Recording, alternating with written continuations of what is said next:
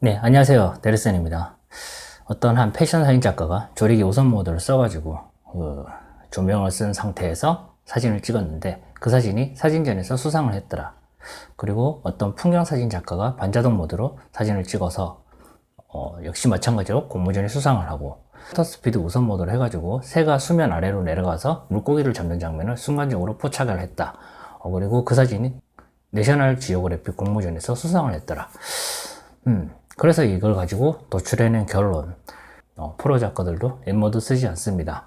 대부분 반자동 모드로 다 활용하고 있습니다. 굳이 N모드 고집하지 마세요. 반자동 모드로 쉽고 편하게 찍어도 얼마든지 좋은 사진을 찍을 수 있습니다. 라고 이야기하죠. 좋네요. 네, 틀린 말은 아닙니다. 네, 맞는 말인데 어디서 맞는 말이냐면은 지금 이 말을 하신 분, 그분에게만 해당되는 내용이에요. 자, 지금부터 N모드가 왜 필요한지 이것을 알게 되면은 절대로 그런 말을 할 수 없을 겁니다. 일단 A씨 상황에서 하나 가져오게 되면은 아까 전에 패션 사진 작가가 반자동 모드로 조명을 써가지고 사진을 찍었다. 그리고 그 사진이 공모전에 수상을 했다라고 했었잖아요. 실제로 있는 일이었어요. 근데 조명에 대해서 조금만 관심을 가지면은 그런 A씨를 가져오진 않았을 거예요. 자, 먼저 일반적인 스튜디오 조명 같은 경우는 반자동 모드를 지원하지 않는 경우가 상당히 많습니다. 그래서 대부분 로케이션용 조명이라고 해가지고 들고 다니면서 활용할 수 있는, 요즘 뭐 많이 뜨는 거 있죠. 뭐 AD600이나 제가 쓰는 R6 TTL 이런 모델 같은 경우는 들고 다니면서 배터리 타입으로 고광량을 낼 수 있는 그런 휴대용 스트로보라고 생각하시면 돼요. 자, 그런 스트로보 같은 경우는요, 일단은 반자동 모드를 지원을 해요. 네. 물론 저가형 같은 경우, 그리고 좀 중국산 쪽에서도 지원하지 않는 부분들이 좀 있긴 한데 일단은 어느 정도 가격대 형성이 되어 있고 그 가격대를 넘어선 제품들은 다 반자동 모드를 지원하고 있습니다. 한 가지 포인트는 뭐냐면은 이 반자동 모드를 지원하는데 저 모든 반자동 모드를 다 지원하느냐? 아니에요. 조리개 우선 모드만 대부분 지원을 하고 있죠. 그러면은 해답은 나왔죠. 조리개 우선 모드를 쓰게 되면은 그런 로케이션용 조명 같은 경우는 TTL 기능이 작동을 하게 됩니다. 근데 환경이라든지 이런 상황 때문에 TTL 기능이 정확하게 들어가지 않는 경우도 분명히 있을 거란 말입니다. 그럴 때를 대비해서 나온 게 그 휴대용 스트로보 기능이 있는 노출 보정이라는 거예요. 뭐 카메라 노출 보정과 똑같습니다. 마이너스 한 스탑, 플러스 한 스탑, 두 스탑, 뭐 이런 식으로 해가지고 조절을 해가지고 그 광량을 만들어주는 거예요. TTL 모드에서도 조금씩 변화를 줄 수 있다는 거죠. 제가 그 사진을 봤는데 진짜 프로 작가 맞아요. 프로 작가가 찍은 사진이거든요. 근데 그 정도 급의 레벨의 사진을 찍는 사람이 기본적으로 이런 입사식 노출기능을 다 가지고 있다고 봐야 됩니다. 지금 보면은 이게 반자동 모드가 아니에요, 사실상. 예. 그죠? 조명을 썼다는 것 자체에서 이미 엄청나게 손이 많이 들어가요. 쉽고 간편하고 빠르고 신속한 대응을 위해서 하는 것이 반자동인데 지금 상황 자체가 사실상 수동 모드로 하든 자동 모드로 하든 뭐 반자동 모드로 하든 자동 모드는 아니죠. 반자동 모드로 하든 뭘 해도 그런 조명을 쓰게 되면은 그 정도의 이미지를 연출할 수 있습니다. 근데 한 번에 그렇게 되느냐? 절대로 아니에요. 그것을 하나를 찍기 위해서 아까 전에 말씀드렸다시피 조명의 노출 보정 버튼을 이용해서 노출 보정을 해주고 그 다음에 조명의 각도라든지 높이, 그 다음에 피사체와의 거리, 그리고 필물에 대한 컨셉 지정 이런 부분들까지 모든 것이 종합적으로 다 들어가서 그런 사진이 나오게 되는 겁니다. 사실상 반자동 모드라고 힘들죠. 수동 모드를 써야 하는 가장 큰 이유가 있어요. 뭐냐면은 카메라와 친해지기 위한 과정이에요.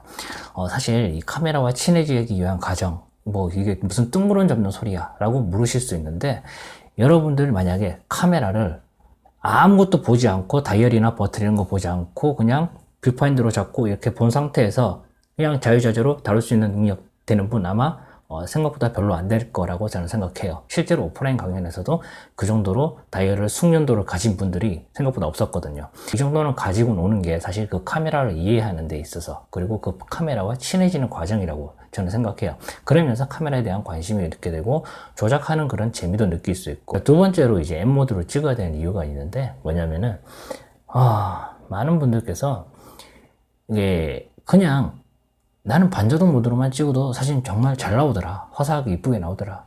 뭐 까짓건 노출 보정 쓰면 되지. 이렇게 생각하시는 분들이 있는데 사실 딱 그 사진만 찍을 거면은 굳이 N모드를 쓰지 않아도 돼요. 네, 굳이. 예, 맞아요. 솔직히 말씀드릴게요. 그건 맞는 말이에요. 맞죠? 사진을 촬영하고 반자동 모드도 촬영해가지고 노출이 밝거나 어두우면은 거기 대해서 광량 조절 버튼을 이용해서 광량을 내리거나 올리거나 하면 되잖아요. 근데 이게 만약에 사진이 커나가는 계기를 만든다라고 가정하게 되면 그걸로는 안 된다는 겁니다. 반자동 모드로는. 무슨 말이냐. 자, 예를 들어서 조리개, 셔터 스피드 같이 조정해야 되는 상황에서는 어떻게 하실 겁니까? 네. 자, 제일 대표적인 게 얼마 전에 영상에 올렸던 그런 파도 사진이죠.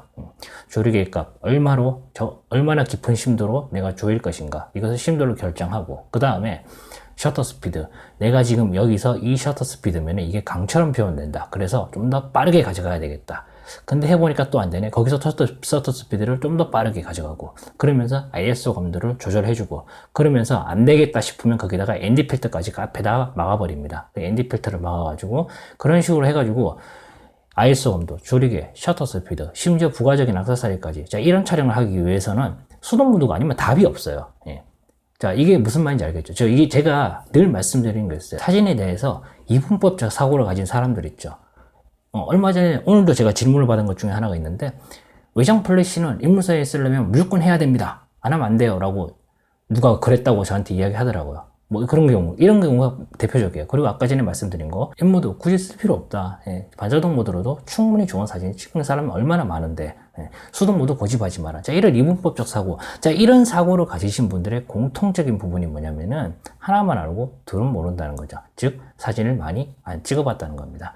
상황에 따라서 달라져야 하는 부분이 얼마나 많은데, 그것에 대해서 정답을 내릴 수 있는 부분들이 아니라는 거죠. 자, 그리고 또 있죠. 조명.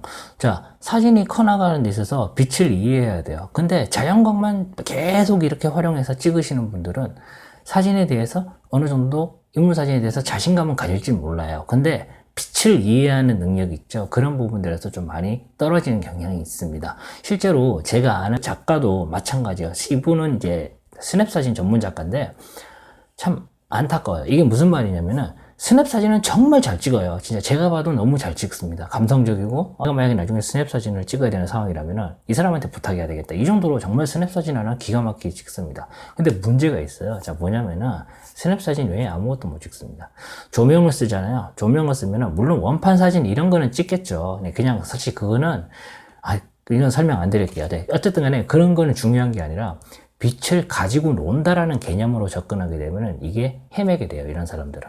일단 외장 플래시가 카메라에서 이렇게 분리가 되는 조건이 있죠. 이 조건이 빛을 자유자재로 다룰 수 있는 시작이라고 보시면 돼요. 그 조건을 만족시킨 상태에서 이제부터 참 많이 연습을 해야 돼요. 조명을 떨어뜨려 가지고 여기서도 촬영해보고 저기서도 촬영해보고 저쪽 뒤쪽으로 보내서도 한번 촬영해보고 광량도 조절 좀 해보고 스튜디오 조명도 마찬가지입니다. 이런 식으로 하나를 가지고 여러 방향을 두면서 계속 연습하고 거기에 대해서는 데이터베이스를 학습을 해야 돼요.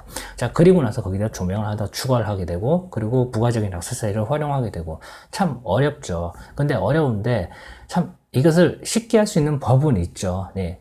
단 몰라서 못할 뿐이지. 예. 어쨌든 간에 그런 촬영을 하는 데 있어서 이걸 반자동으로 할 수 있느냐. 반자동으로 못합니다. 예. 조명이 한 개면은 모르겠는데 이게 두 개, 세 개 이렇게 늘어나잖아요. 그때부터는 수동 모드로 무조건 들어가 줘야 돼요. 방법 없어요, 사실 그때. 그리고 이제 뭐 마지막 예시로 들었던 거, 새가 이렇게 수면에 딱 물고기를 잡고 딱 올라오는 장면을 순간적으로 포착을 한 장면. 셔터 스피드 우선 모드 썼다. 프로 작가가 이 정도로 쓴다. 뭐 이렇게 하는데 사실 그런 사진은 셔터 스피드 우선 모드밖에 답이 없어요. 그것을 어떻게 M 모드로 사진을 순간적으로 포착해서 찍습니까? 그죠? 예. 답이 없거든요. 그 대표적으로 또 있어요.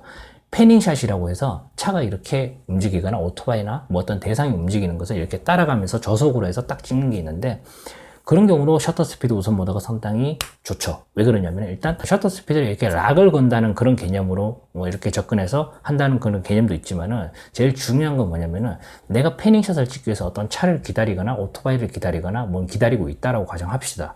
그러니까 기다리고 있는데 차에 색깔이 있을 거 아니에요. 그죠? 여러분이 알고 있는 그런 색이라는 개념은 각 컬러마다 반사율이 다 다릅니다. 그래서 이것을 수동 모드로 적정 노출로 순식간에 그 자동차에 맞는 색을 순식간에 감지를 해서 내가 수동 모드로 해서 찍는다. 이게 상당히 힘들어요. 그래서 셔터 스피드 우선 모드를 쓰는 게 그때는 좋습니다. 그리고 셔터 스피드 우선 모드를 쓰면 좋은 부분들이 하나가 더 있는데 야외 공연장이라든지 그런 부분들 있죠. 내가 손 떨림이 발생하지 않는 범위 내에서 셔터 스피드 값을 지정해 놓고 그렇게 되면 이제 어둡기 때문에 조리개 값은 무조건 최저로 떨어집니다. 그러면은 ISO 감도를 오토로 두고 그냥 찍어 버리는 거죠.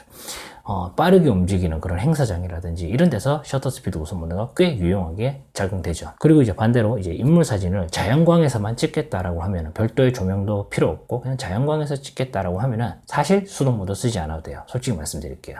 쓰지 않아도 되는데 아까 전에 말씀드렸죠. 써야 되는 상황, 인물 사진을 찍는데 자연광만 계속 연습을 해가지고 찍는다. 괜찮아요. 근데 욕심이 생기는 그 타이밍이 있어요. 내가 찍는 사진이 한계가 있구나, 자연광에서는. 그래서 그때부터는 조명에 대한 관심을 갖게 되고, 그때 대해서 수동 모드를 배우셔도 상관없겠지만 그래도 그 경력이면은 사실 미리 알아두는 게 그래도 좀 좋지 않겠습니까? 네, 그죠? 저는 그렇게 생각합니다, 솔직히. 결론을 내면은 저는 명확하게 오늘 이야기를 다 했어요. M모드 고집하지 말라. 맞는 말이에요. 하지만 그렇게 딱 냉정하게 선을 그어서 이야기할 수 있는 부분은 아니라는 거. M모드를 써야 하는 상황이 사람이 알지 못하는 영역에서 너무 많기 때문에 M모드를 기본적으로 배워두는 것이 모든 면에서 유리한 건 사실입니다. 그래서 여러분들은 오늘 M모드와 친해지는 과정, 제가 거짓말 하나도 안 할게요. 거짓말 하나도 안 하고 딱 1개월만 연습하세요. 1개월만 주말에 그냥 사진 찍으러 갈 때만 그냥 그때 M모드로 찍는 연습을 해보세요. 그러면은 어느새 여러분들도 저 정도 근데 그 정도는 사실 조금 힘들 수도 있겠어요. 왜 그러냐면 저는 저는 평생을 M모드만 지금 사진 생활하면서 M모드로만 찍고 있기 때문에 근데 그건 좀 힘들 수 있는데 어쨌든 간에 그만큼 엄청나게 카메라와 친해지고 카메라가 내 손에 이제 꽉 잡힌다라는 느낌을 받게 될 겁니다. 단 여러분께서 제가 주의해야 되는 부분 말씀드렸죠? M모드만 답은 아니에요. 그렇기 때문에 상황에 맞는 반자동 모드를 활용할 때와 그리고 M모드를 활용할 때를 반드시 구분하셔가지고 사용하는 것이 좋다. 그렇게 말씀드리고 싶습니다. 자, 오늘 여기까지 하겠습니다. 고맙습니다.